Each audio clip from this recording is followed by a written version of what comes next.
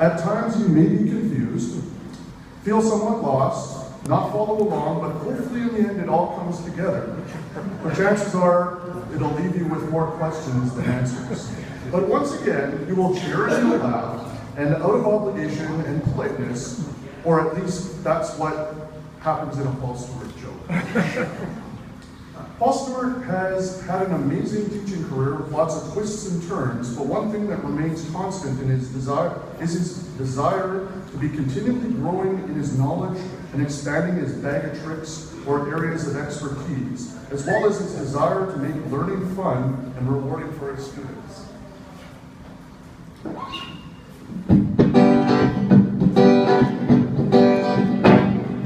Lord, Paul is now a retiring man. Made his living prepping lesson plans. Now it's time for leaving. I hope you'll understand. Paul is now a retiring man. Lord, Paul is now a retiring man. Made his living prepping lesson plans. Now it's time for leaving. I hope you'll understand. Paul is now a retiring man.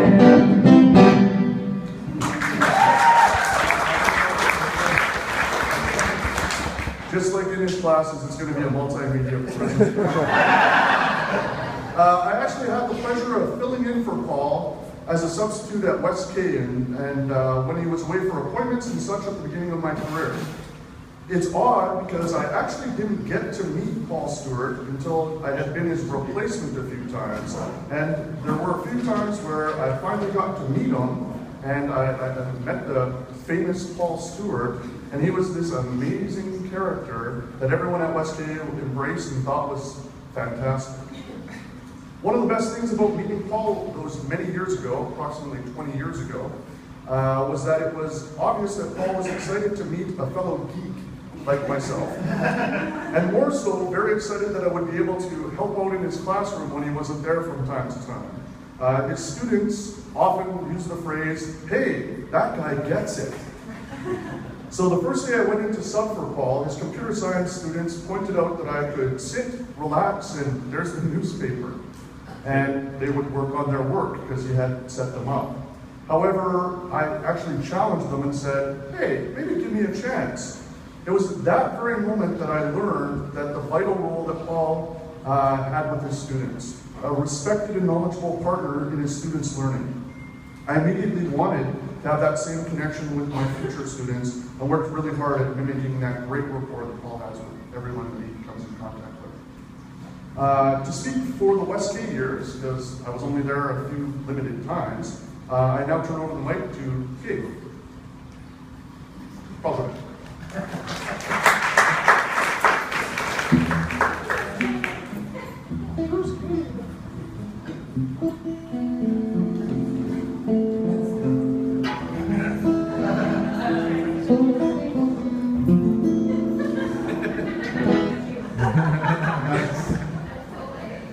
Thanks, Rick.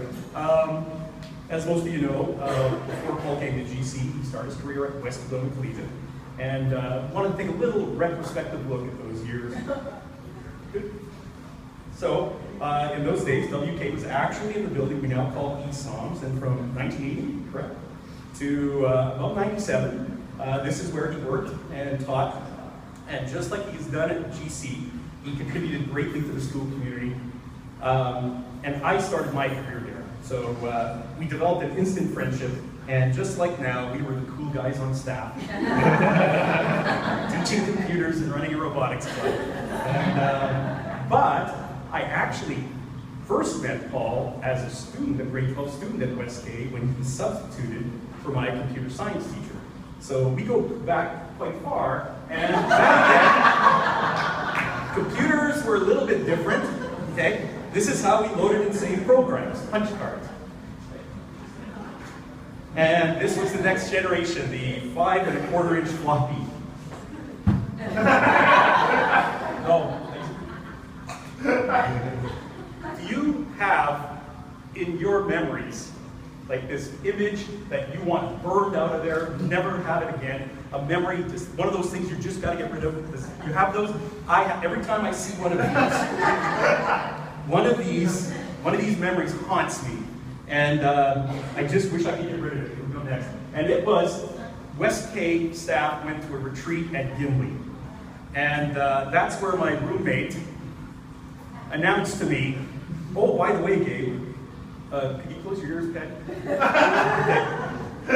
I sleep in the buff."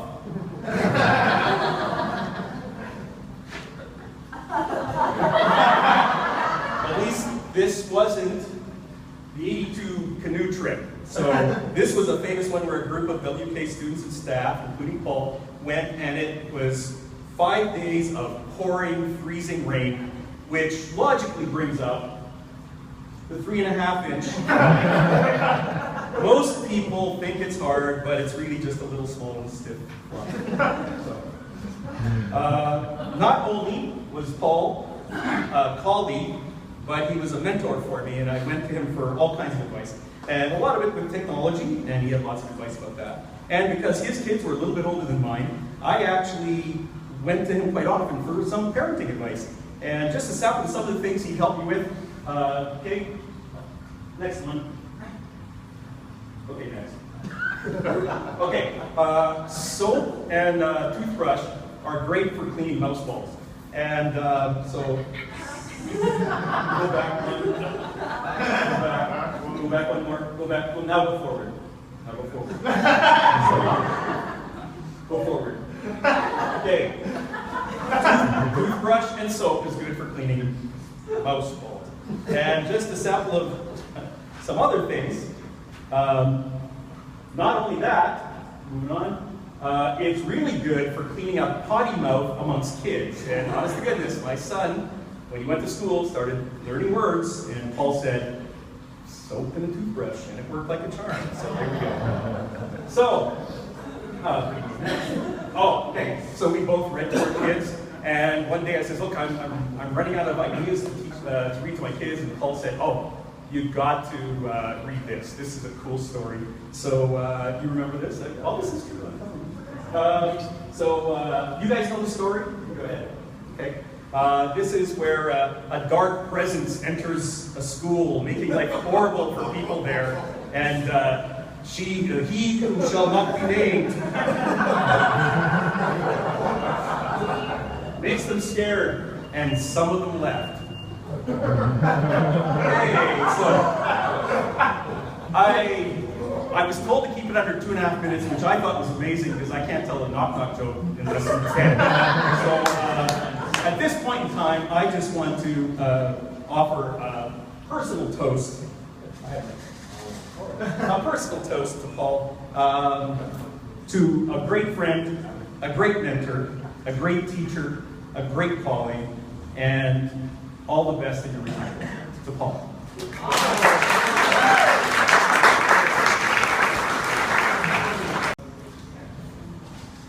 I actually stopped subbing and got on the full-time teaching computer gig and lost contact with Paul for a bundle of years. However, our paths soon crossed when he came from the dark side. He became a staff member here at Garden City and became my partner in crime, or at least my teaching partner, to develop the multimedia program, and we were both very excited about that. Two things were clear. We were learning many new things every single day, and secondly, Paul was like a giddy kid who had once again redeveloped his skill set and was now doing things that were frustrating to learn, but amazingly rewarding once he figured them out, and the puzzle pieces came together every single day. He has not stopped that amazing kid-like desire to find the next big thing or the new program or technology that will make lessons relevant and interesting for his students. Paul also worked with me in finding new ways to teach students the passion for computers that both he and I share. In February 2009, we both traveled to Virginia for a technology conference where we had two things in mind: a great chance to learn new things relating to technology and have a great vacation in Virginia Beach to escape the cold weather here in Winnipeg. Now that I've told you about the giddy kid like Paul, and I guess I'm myself foolish in not realizing and understanding that although it's called Virginia Beach, and there was a beautiful beach there, we traveled when the weather hit record lows for the region. The weather never got above freezing, and the conference itself was good at times, but had a pirate theme, so every time that you actually walked around the corner, there was someone jumping out at you going, "Har!" One of the more bizarre things I've ever seen. Paul did really take to the conference very well. The one thing that happened, thankfully, he had obviously brought some PJs this time, but the one good thing that did happen for myself was Paul decided, I'm going to get sick and return back to the hotel room for a 24-hour stint. He actually disappeared from the conference, and I'm like, I don't know where he went, I don't know what's going on. All he said was, I'm not feeling well. When I got back to the hotel room, there was Paul in bed, sicker than I've seen anyone, and I'm going, are you okay? And he was like, I'm fine. But he didn't come out of the hotel room for approximately 24 hours. If there is one complaint I have looking back, it would be that when Paul first joined our staff, I thought I was going deaf. He would say things so quietly that I would have to lean in just to hear him. And don't get me wrong, a lot of what he had to say were beautiful pearls of wisdom. However, working constantly with Paul, I honestly thought I needed to go in for a hearing test. Until I noticed others constantly, yes, Paul? And to this day, I'm not quite sure whether it was my constant, I can't hear you, or it was just the fact that he busted out of that phase of his life. However, he projects like a Broadway star these days. Now, I'm still not sure whether that was all an act or some sort of crazy karate Jedi mind trick that he was pulling on me, but to this day, I'm still not sure how he popped out of it, but he did, and that's good.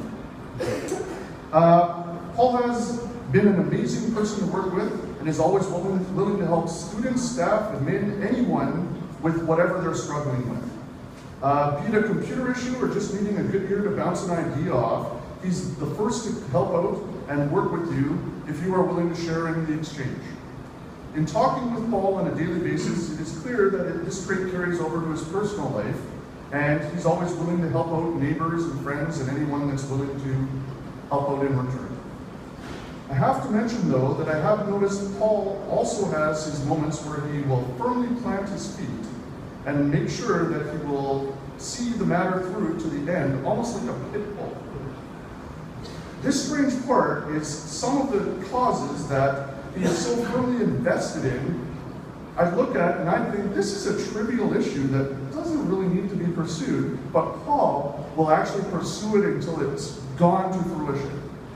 And some of these things include things like the missing stapler.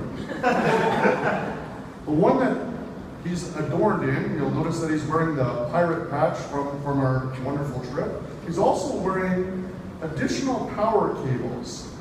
And those power cables are one of Paul's biggest pet peeves. He brings them up all the time because we have a couple of storage areas and teaching areas upstairs, and they often become collector sites for the most bizarre things you could imagine.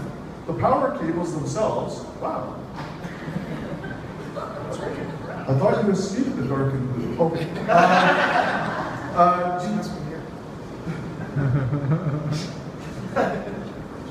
The whole point of the power cables is, being computer guys, we often end up with all the extra accessories and stuff. Somehow we've gone from, when I first started on staff, I literally went to an electronics store because I needed one for home. So I went and bought a power cable for, I think it was $7. Since that time, I think we have actually disposed of about 4,000 of them. So that was the worst spent $7 in my whole entire existence. A trend has appeared over the last few months. Paul has started saying things like, guess that's going to be a problem next year. And not my problem. Which at first was enduring and funny.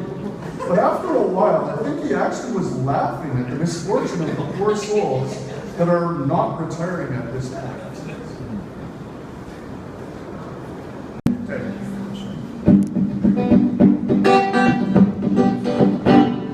School is a learning thing, and all is done to change.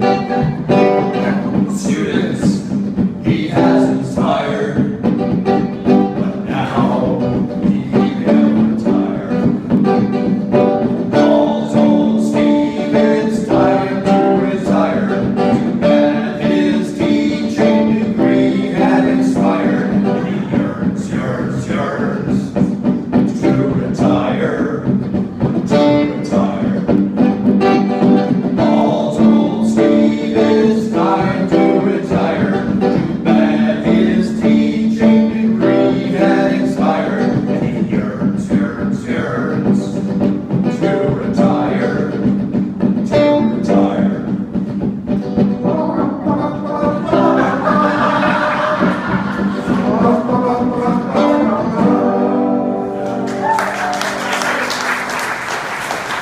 Is that he's been a great friend and confidant. And sometimes he's helped me through some pretty tough times with a calm approach to make things fall back into a smooth perspective. But more importantly, helping me celebrate and enjoy the conversations and laughs that we've shared in the classroom, as well as at social activities, which he always supports and attends, as well as our weekly Boston Pizza decompression meetings. You will be sorely missed, and you must promise to make. Come to some of those. Good, because we've got you some gift certificates. The appearance at meetings, and you most certainly make for great conversations and company. Which leads me to the last quirk of Paul's. He's amazingly jovial and always seems to find good in things. He also loves sharing smiles and often is sharing what he refers to as jokes. One issue, most of his jokes leave you wanting to hear the punchline or leave you groaning so bad that you almost feel bad that you have to question if it's truly a joke or an attempt at a broken story with no end. An example of what would be a Paul joke would be if a fire hydrant has H2O on the inside, what does it have on the outside? The answer would be K9P.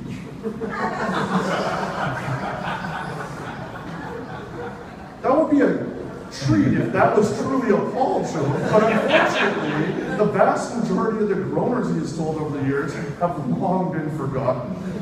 Thankfully, so future generations do not have to hear such distant cousins of what a true joke is all about.